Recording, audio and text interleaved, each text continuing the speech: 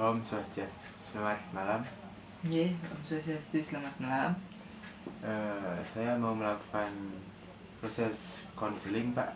Apakah bisa saya meminta waktunya sedikit? Baik, apakah sebelumnya adik pernah melakukan konseling?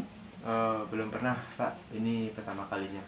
Baik, kalau gitu Bapak akan jelaskan sedikit apa itu konseling dan bagaimana prosesnya.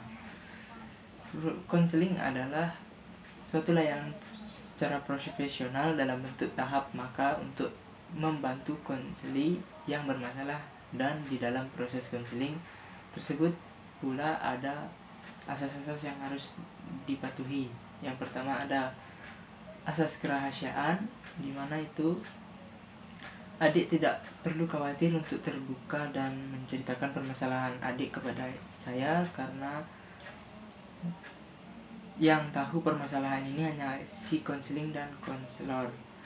Dan jika ada orang lain yang ingin tahu tentang hal ini, pastinya harus ada persetujuan dari adik sendiri. Jadi adik tidak usah takut. Asas kedua yaitu asas kesukarelaan, di mana konseling sukarela melakukan memberikan atau menceritakan permasalahannya kepada saya tanpa ada paksaan dan tekanan. Apakah adik merasa terpaksa dan tertekan untuk melakukan konseling? Tidak, ini inisiatif saya sendiri, Pak.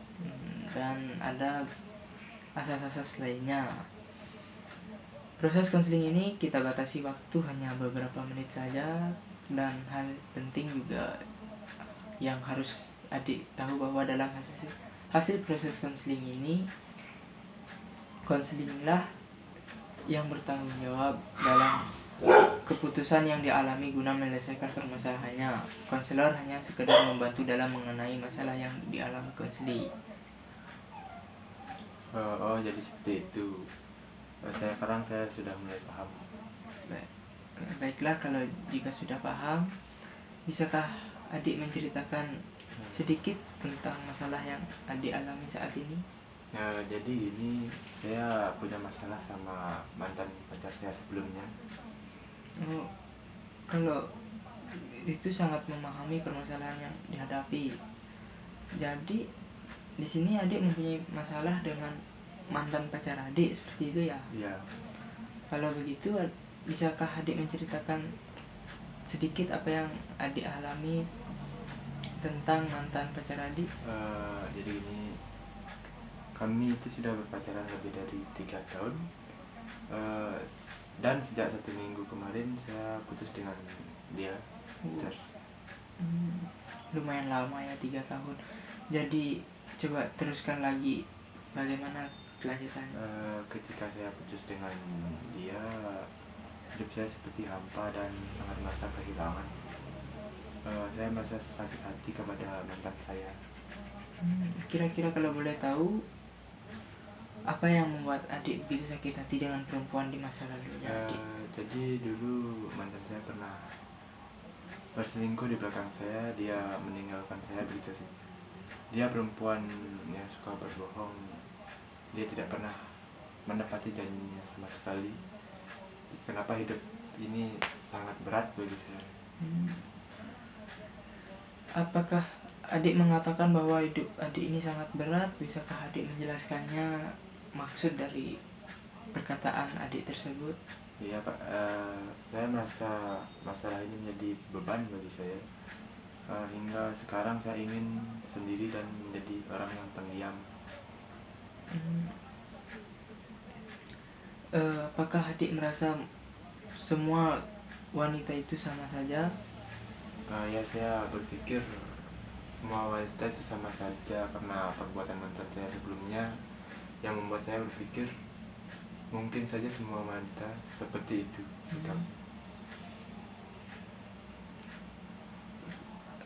Nampaknya adik mempunyai pemikiran bahwa jika adik tidak mengenal kekasih di masa lalunya adik tidak akan menjadi seperti ini.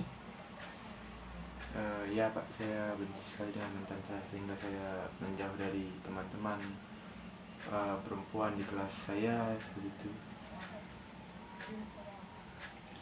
Baiklah, kalau coba terus apa yang adik inginkan dalam proses konseling ini?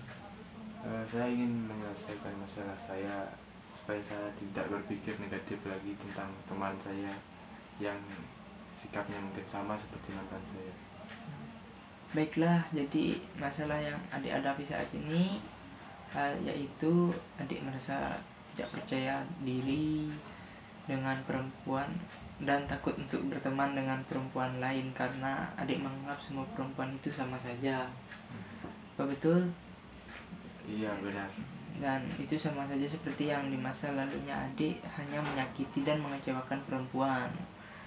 Baiklah, dalam masalah yang dihadapi adik saat ini, saya dengan strategi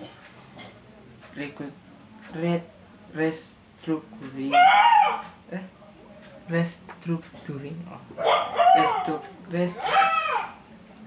restructuring kognitif, karena tampaknya adik banyak berpikir negatif terhadap teman-teman perempuan adik. Apakah kamu tahu restructuring kognitif? Tidak. Baiklah, kalau begitu Bapak sedikit jelaskan apa itu restructuring kognitif itu. Yaitu adalah adik belajar mengubah pemikiran adik yang dari negatif menjadi positif. Contohnya, adik merasa berpikir negatif tentang teman-teman perempuannya adik karena menganggap mereka semua perempuan itu sama saja, hanya menyakiti dan mengecewakan hati laki-laki. Pikiran tersebut harus dirubah karena tidak semua perempuan itu sama seperti mantannya adik. Jadi seperti itu pengertiannya. Pikiran apa? Saya mulai paham. Ya, dan dalam proses konseling ini saya akan menggunakan strategi ini untuk menyelesaikan masalah yang adik hadapi. Apakah adik setuju? Ya, saya setuju. Ya, kalau adik sudah setuju, saya mau menanyakan sedikit.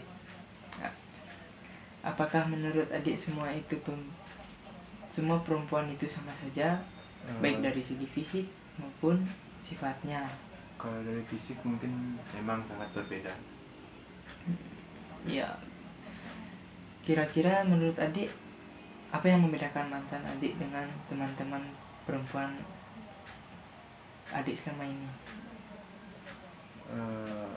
Kalau mantan saya, dia pasti menyakiti saya. Kalau teman-teman saya mungkin tidak. Jika teman-teman kan sudah pasti bisa diajak bercanda. Ya. Kalau begitu sekarang yang perlu adik ketahui bahwa mantan adik tetaplah mantan, dan teman-teman perempuan adik itu tetap menjadi teman perempuan. Mereka saling berbeda fisik maupun sifat. Jadi apa yang dilakukan mantan adik di masa lalunya itu akan berbeda dengan apa yang dilakukan teman-teman perempuan dari adik itu. Seperti itu. Ya, saya pikir juga seperti itu. Tapi pikiran negatif ini terus menyerang saya. Kalau gitu coba pikirkan, jika adik tetap di dalam masalah ini dan selalu berpikir negatif, apakah adik bisa menjadi orang yang lebih baik lagi? Pasti bisa. Saya harus berusaha untuk bisa menjadi lebih baik. Perubahan seperti apa yang mungkin bisa adik lakukan? Coba jelaskan sedikit saja kepada saya. Mungkin saya harus bisa berubah tentang pola pikir saya bahwa semua perempuan itu sama saja, yang seperti mantan saya.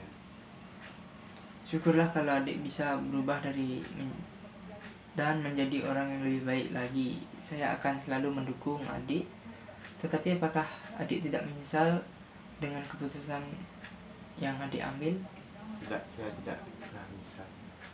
Baguslah. Kalau begitu, adik sudah menemukan pikiran positif dan teman-teman adik, lalu mulailah untuk menjalin komunikasi lagi dengan teman-temannya agar khususnya teman adik bisa melakukan hubungan baik lagi. Ya, baik.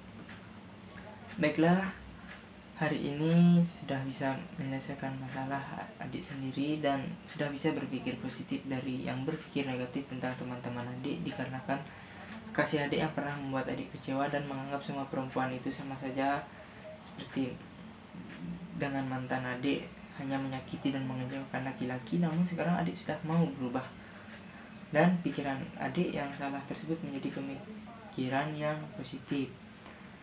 Kemudian sekarang adik mempunyai niat untuk berteman dan berkomunikasi kembali, serta saling bercanda bersama dengan teman-temannya adik.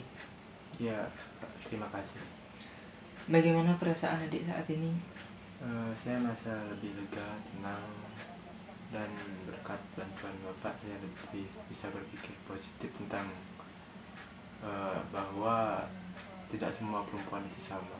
Baiklah, kalau gitu jika adik sudah mau berubah dan sudah mau menampakkan keinginan untuk berubah, apakah kita sudah bisa menyelesaikan perbincangan hari ini? Bisa. Sebelumnya saya berterima kasih kepada Bapak yang mau membimbing saya tentang hal ini. Saya berterima kasih. Baiklah, kalau begitu saya juga berterima kasih. Semoga kedepannya selalu lancar. Ya, terima kasih. Selamat malam. Selamat malam.